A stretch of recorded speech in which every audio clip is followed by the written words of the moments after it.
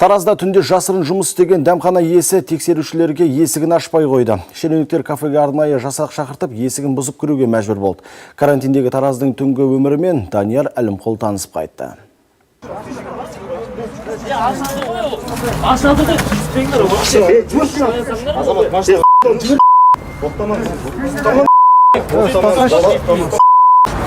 Мінекей тәртіп сақшыларымен текетіреске түсіп, есіктен енгізбеуде.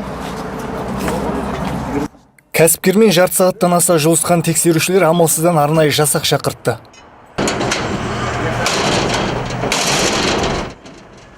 Ішке басып кірген мамандар 100-ге жуық адамды ұстап хаттама толтырды. Есікті бұзғанша келушілердің біразы қашып үлгерді. Мінекей қабырғадан қарғып қашқан қонақтардан қалған дастархан мәзірі осы. Даяшы жинап үлгермеген. Кезекті рейдтің келесі нысаны кинотеатр.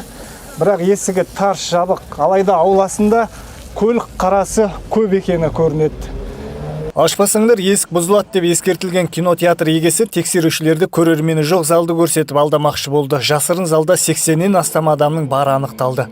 Мінекей қаламыз қызыл аймақта болса да, біз осылай алаңсыз кинотеатрға келіп кино көріп отырмыз. Түнгі сауығы бұзылғанына ашулы азаматтар асықпай билет құнын қайтарып алып жатты. Карантинге қарамастан жұмыс істеген кәсіпкерге 700 мың теңгеге айыппұл салынды. Бизнесмен ешқандай қаулы туралы естіген жоқпын деп тексерушілердің өздеріне дүрсе қойды. Біз онымен танысқан жоқпыз. Бізге ешкім алып келген жоқ қаулына.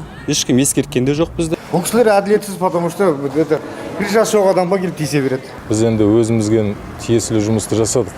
Қазіргі таңда мынау ахуалға байланысты күніге жүреді.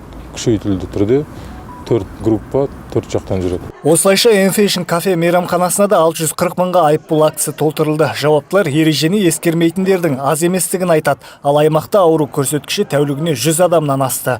Данияр Әлімқұл, Нұрлыбек Құдияров, Айбат жаңалықтар қызметі.